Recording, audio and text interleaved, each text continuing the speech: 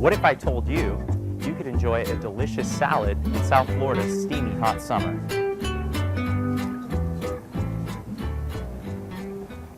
Hi, this is Sam Chileron, your Urban Horticulture Program Assistant here at UF-IFAS Broward County Extension. And in this video, I'm going to show you how to grow and propagate some of the best edible landscaping shrubs for South Florida.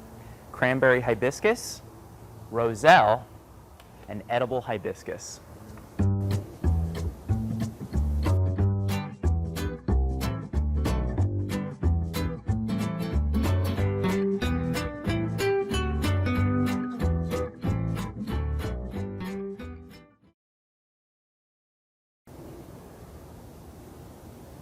All three of these plants are in the Malvaceae family, also known as the mallow family, which includes such important crops as cacao, cotton, and okra. Roselle, also known as Florida cranberry, Cranberry hibiscus, these two come from Africa. And this crop, edible hibiscus, comes from Southeast Asia and Oceania. It's also called South Sea salad tree. All three of these plants have edible leaves, and you can eat the tender shoot tips. Cranberry hibiscus and Roselle have a tangy tart flavor that's especially enjoyed by children, whereas edible hibiscus has a more mild flavor similar to lettuce, but the texture is mucilaginous, kind of like what you will find with okra. All three of our crops here grow to be about 6 feet tall with a 3-foot wide spread. So that's important when you are planning where you're going to put it in the landscape. They also prefer full sun for best growth. They get really bushy in full sun, but you can also plant them in a part shade area. They'll grow a bit more leggy or longer, but you'll still get some good leaf production on them.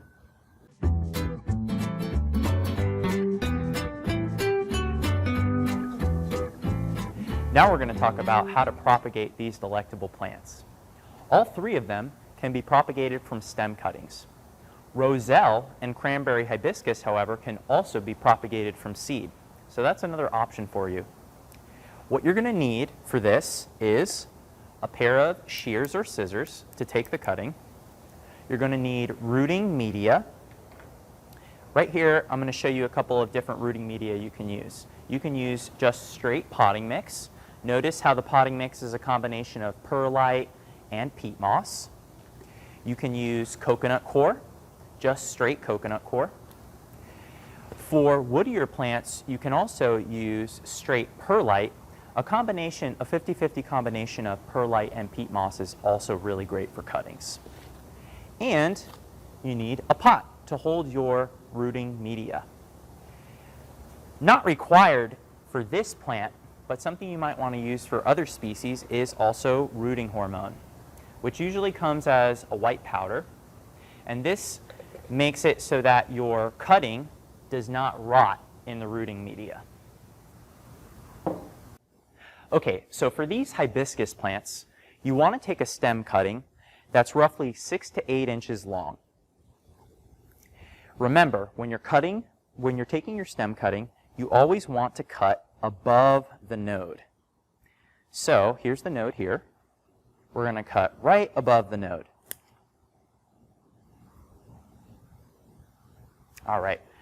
And then there's going to be a little piece of excess stem beneath the first node on your cutting. We're going to go ahead and get rid of that. That's not going to be useful. Okay, so here's our stem cutting. Another really important thing when you're taking these stem cuttings is to make sure that you have at least 3 or 4 nodes on the cutting. This is important because the nodes, which are these parts of the plant here, this is the point of origin for all new leaves, stems, and roots for this plant that we're creating right now. Okay, next step, you're going to want to remove all of the leaves on the bottom nodes. This is going to make it easier to insert the cutting into our pot filled with rooting media. So I'm just going to go ahead and remove these leaves. Now, I'm just cutting these off, but imagine having this in your edible landscape, and this is actually harvesting. You're harvesting these leaves for your salad, and while simultaneously creating a brand new plant. So this is good. I've removed most of the leaves on the bottom part of the cutting, and then you're left with just the leaves on the top here. Now with a cutting, at this stage, you want to remove 2/3 of the foliage. And the reason for this is that plants slowly release moisture through their leaves. And because our stem cutting no longer has a root system to absorb water, we want to help the plant conserve as much water as possible. And we do that by reducing the leaf area. So a good rule of thumb is reducing the top leaf area by 2/3 until you get something like this. It kind of looks like a little flag. And then what some people do is if the leaves at the very top are big enough, they'll even cut those in half. That's perfectly fine. We'll take this one off too. So that's what you're left with. This is what your stem cutting should look like. And at this point, so these hibiscuses, they don't really need rooting hormone. All you have to do is just insert it in your pot with your rooting media. In this case, I used coconut coir. And I'm going to go ahead and take some other cuttings to show you what the end product will look like. Okay, so this is the cranberry hibiscus cutting, the finished cranberry hibiscus cutting. I'm going to show you guys what a roselle cutting ought to look like. So again, I'm trying to get a 6 to 8 inch cutting. I'm cutting above the node.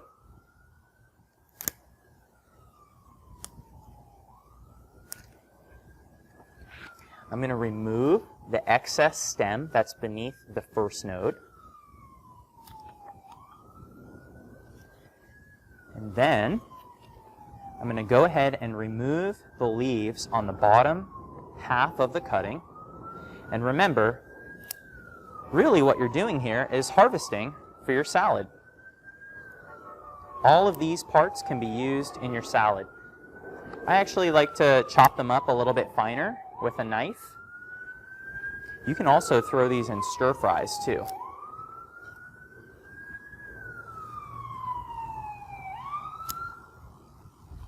Okay, so now we have all of these leaves at the top. This is where this part of the cutting is going to get inserted in the soil. We want to remove 2/3 of the leaves on the top here. So we're going to keep going with our cutting. All right, that's looking pretty good. I might even want to remove this big leaf here too. And remember, we're reducing the leaf area to help the plant conserve its moisture. This is actually a really good looking cutting. But I'm going to go ahead and just cut off this one last leaf. If you have a lot of new leaves coming from the top of your cutting, that will work just fine. Okay, so I go ahead and insert it into my rooting media and make sure to get at least 2 nodes beneath the surface of the rooting media. So that's the roselle cutting. All right, I'm going to go ahead and show you the edible hibiscus cutting now. So again, I'm aiming to get a 6 to 8 inch cutting. I'm cutting above a node. So here are the nodes. This plant has really big leaf scars. These are the leaf scars, but I'm going to cut, so I'm cutting right above that. In this case, there's not too much excess stem, so I'm not really going to mess with that. Cut off the leaves on the bottom portion of the stem. And again, this is harvesting for my salad. So it's so cool, these plants, because you can be harvesting the leaves while also creating new plants. So I've got the top leaves. I'm going to reduce this by 2/3. I might even get rid of this leaf as well. You're going to have sometimes little leaves along the stems. that are growing from the nodes, those are okay to keep. Those will actually become new branches, which is nice. We want a nice bushy plant. So that's what the finished edible hibiscus cutting looks like.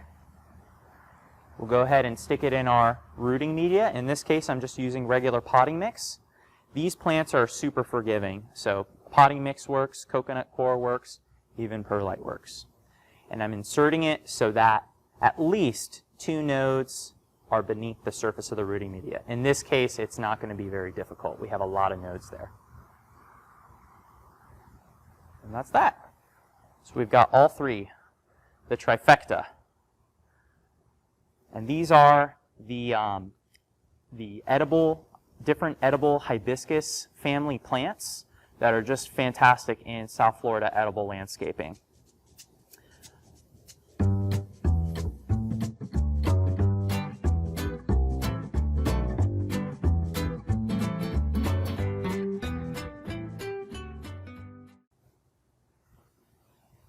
All right, so now we're going to talk about caring for your stem cutting. So you're going to want to put your stem cutting in an area that receives indirect sunlight. Now your cutting shouldn't be in an area that is too dark because it still needs sun in order to photosynthesize and get energy to produce those roots. But you don't want it in an area that's full sun and super hot because it'll actually cook the stem cutting. Some people like to create a little terrarium around the stem cutting, either with a plastic bag or a 2-liter Coke bottle. You can do that if you'd like. It actually helps to keep the rooting media moist and the stem cutting from drying out. But in this case, with these edible hibiscuses, it's not necessary. So that's also super important. You want to make sure your rooting media does not dry out. You can usually visually tell whether your rooting media is wet or dry just by looking at the surface of the soil. So for these plants, it's going to take about 3 to 4 weeks for them to begin making roots and form a good root ball that's going to be good enough for you to plant it in the landscape. You can tell when your cutting is ready by gently tugging on it.